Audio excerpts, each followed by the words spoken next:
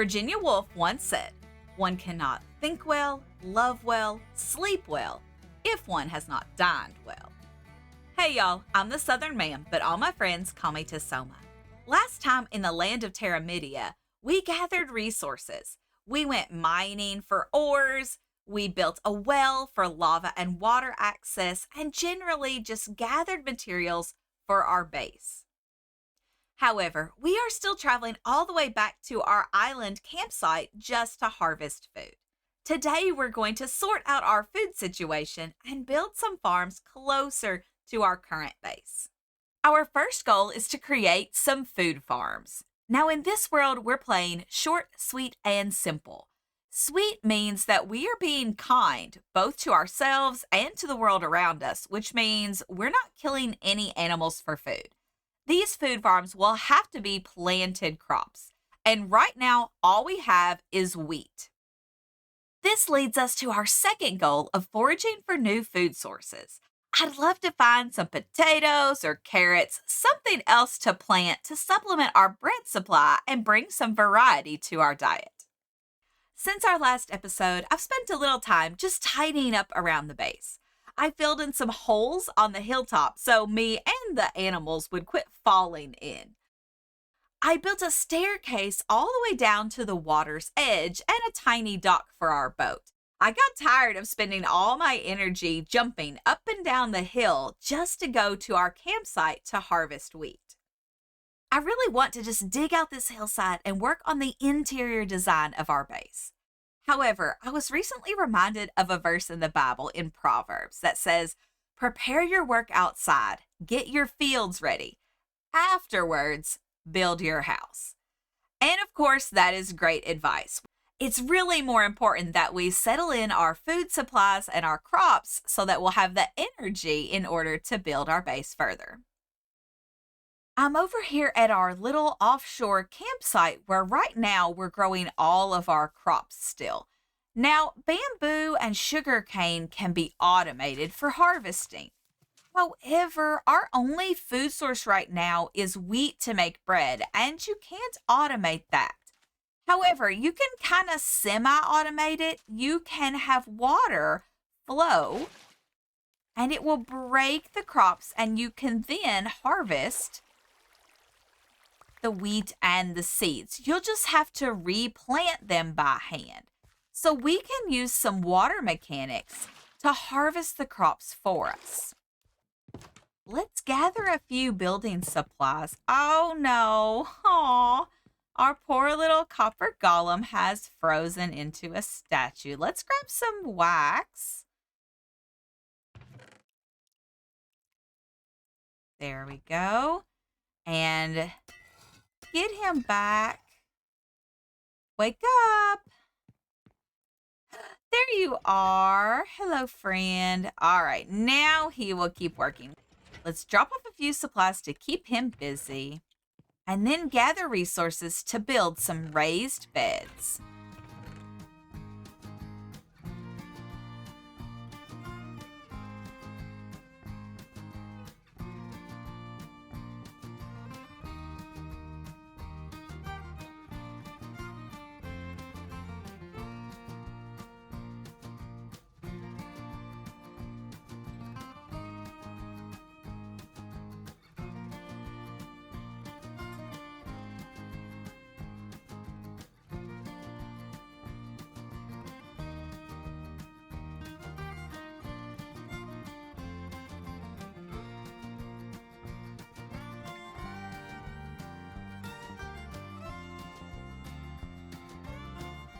Check out all of our raised beds cascading down the hillside.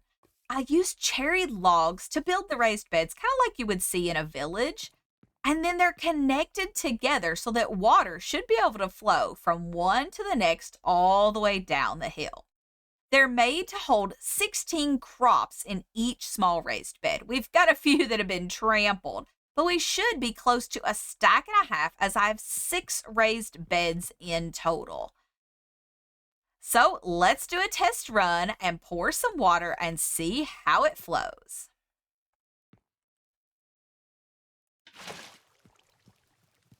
There it goes. We split right here so we can see it flowing down two separate sides until it gets all the way to the very last bed.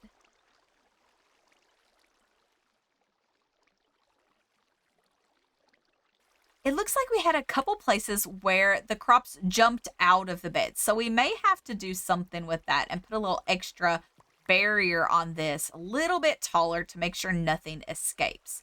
But we get down here to the bottom and there's nothing left because there's a hopper on the very last corner. So all of our seeds and wheat have ended up in this hopper. While I was waiting for the crops to grow, I dug out a room underneath the hillside here. So as you can see, we have this little entrance where the copper golems are hard at work sorting out our seeds. So here's where all our seeds and wheat ended up. And oh my goodness, they've already almost sorted it all into seeds. I had only one seed in there. So this is the seeds from just one collection.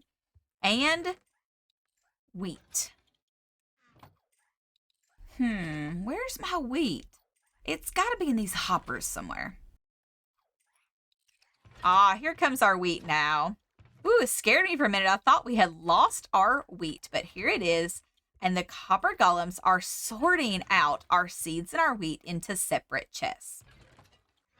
Now, in the future, I'd like to add some more automation to this. I'd like to be able to take the seeds and keep some for planting, but then put some into a composter to make bone meal. I would like to be able to use the wheat for both bread and for packed mud, as I'll be using a lot of this on our base. Well, that took only a few seconds and all of our food is completely sorted. And you can see we got more than a stack of both. Even with a few trampled crops, we got over a stack of wheat and then over 3 stacks of seeds. Now all we have to do is replant, and when it grows, we can wash it away again and let the copper golems do their work.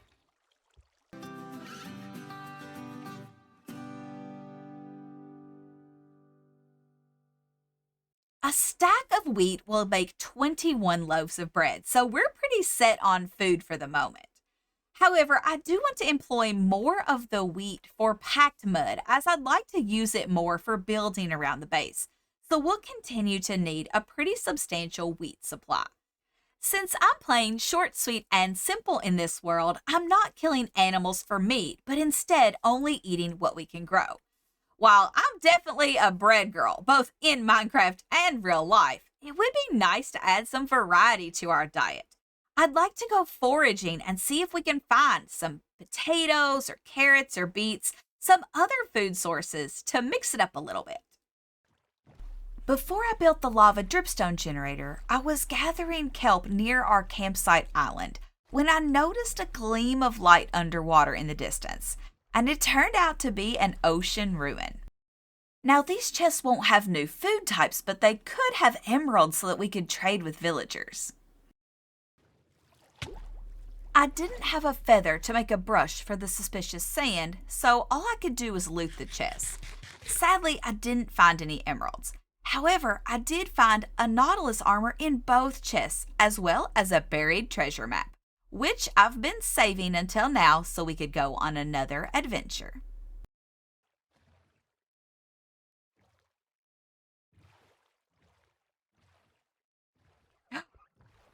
Look at all the nautilus! Aww. I love this new ocean mob in our game. I really want to tame one, but I don't have any pufferfish, so that will have to wait, I suppose. But look what else we can see in the distance, an ocean monument. I probably shouldn't get too close since I'm only in copper armor and pretty far from home. Let's just take a screenshot of those coordinates for when our gear situation has improved. Does anyone else struggle with reading these maps? We might be at this for a while. And there's another shipwreck. I've seen several shipwrecks and ruined portals and ocean ruins just as we boated along. We'll have to come back and loot some of those on our way home. Don't worry, I see you. I'm coming back for you in a little bit.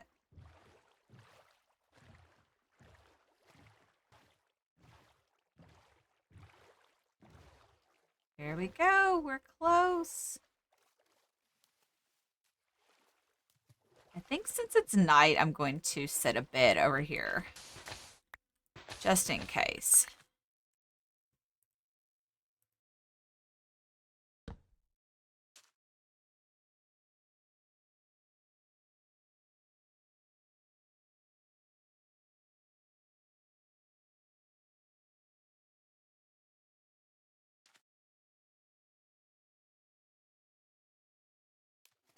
All right, I'm going to try to line it up with the X on the map. I don't want to do the coordinate thing. Let's try here.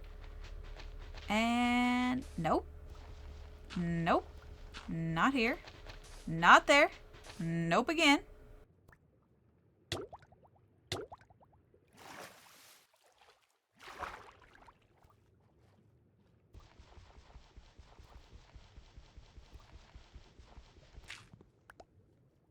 There it is. I should have just used my brains to start with. That one gravel sticking up should have been a clue that that was the correct spot. All right, let's just go down and break the chest so we can gather everything inside.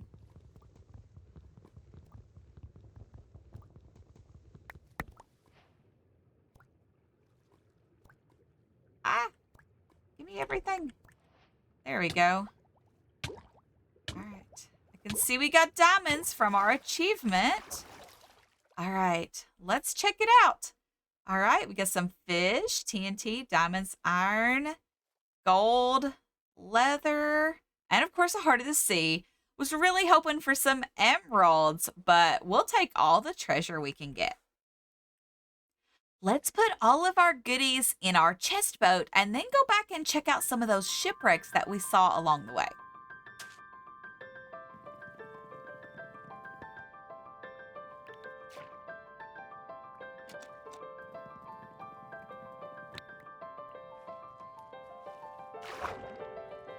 Ouch!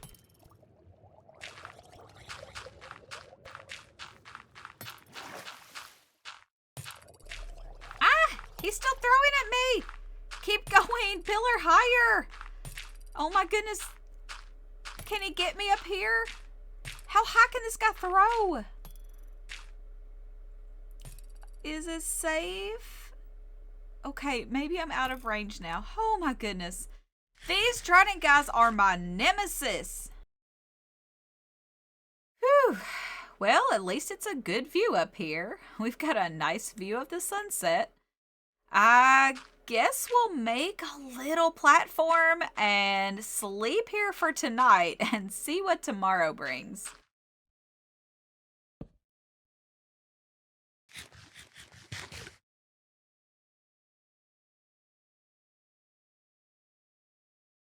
Okay, maybe he's despawned and we can just get down from here safely.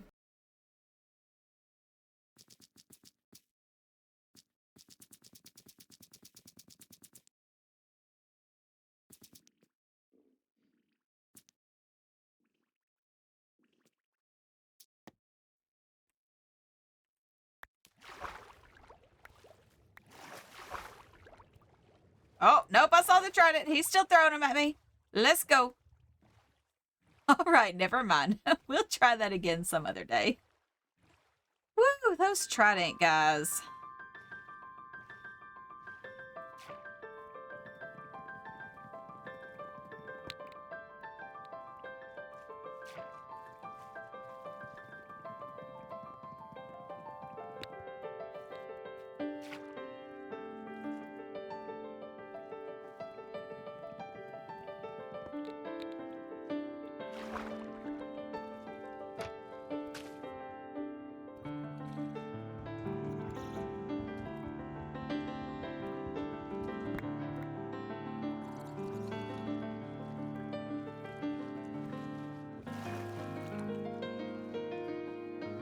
All right, let's see what was in that chest. Carrots! Let's go! We finally found some food. More suspicious stew and some moss, but carrots. It's exactly what we were looking for. That was worth it.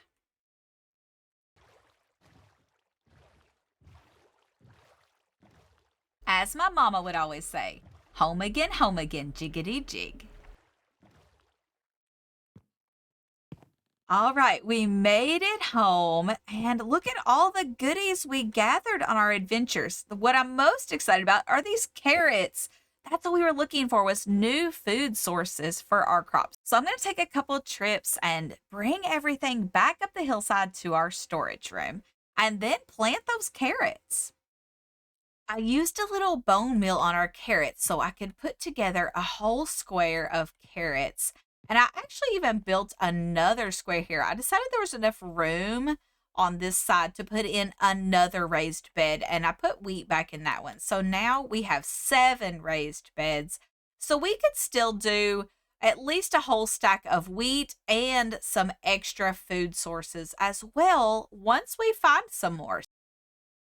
I know we just got home, but I'd really like to take one more tiny trip to the nearest village to see if we can find some potatoes.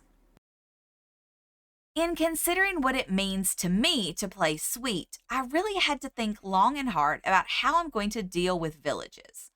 The more I thought about it, the more it just didn't feel right to go in and just steal all of their chests and all of their crops.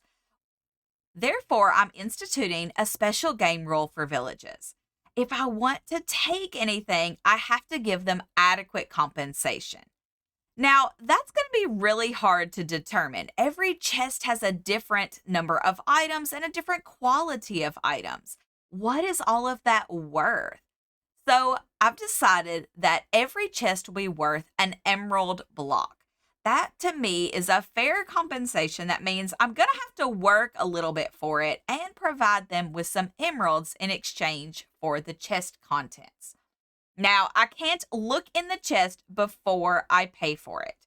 So these are going to be mystery chests that I have to provide an emerald block for, sight unseen, in order to purchase the chest. Before I head off to that village in the distance, I'm going to try to collect some items that villagers would trade for, so hopefully I can earn some emeralds while I'm there.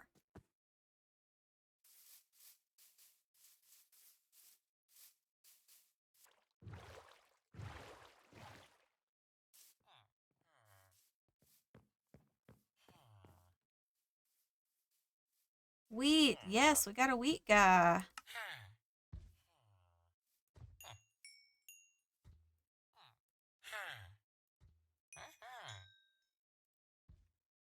All right. Let's see what other trades. Oh, he's leveling up. Let's see what other trades you might have. Come back, come back. Oh, he just sells apples and pies. Okay, so beets and wheat. Let's see what this guy sells. Hello, sir. Ooh, he's a carrot and beet guy. So maybe once we have carrots, we can... Yes, hello. Dyed leather pants. Okay. Well, maybe someday, but not today. Thank you.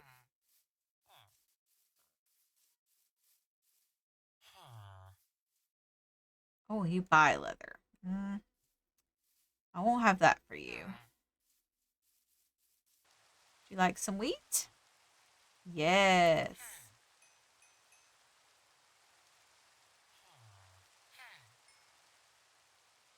All right. All right. That's not bad. 18 emeralds. Not bad. That's actually enough for both chests. I've been just trying to decide which chest we would spend our emerald block on, but now we don't have to decide. I've only found 2 chests in this village, and we can buy both of them. So let's craft these emeralds into blocks. 2 blocks. There we go.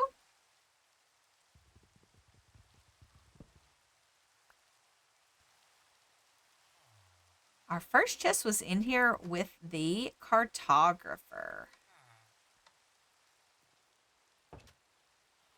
All right, we are going to pay you, sir. Here is an emerald block. There you go. And we're going to take this chest as payment. I mean, as our purchase.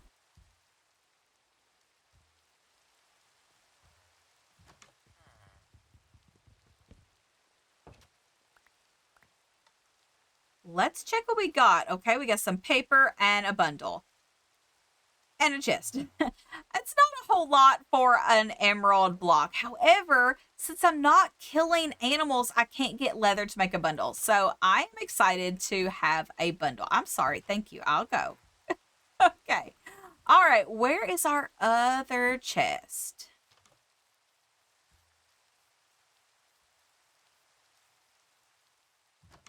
All right. Here we go. Here's our other one. We're going to pay for it first.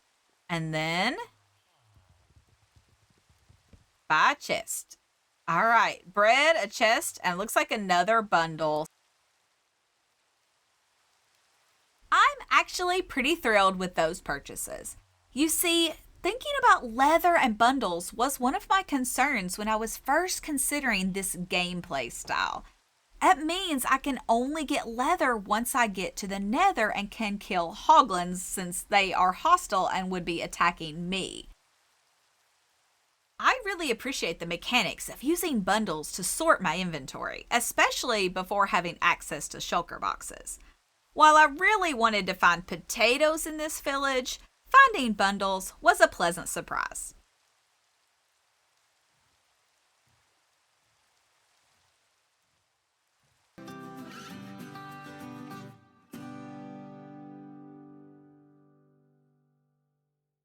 Well, we certainly achieved our goals today, even if there's still room for improvement.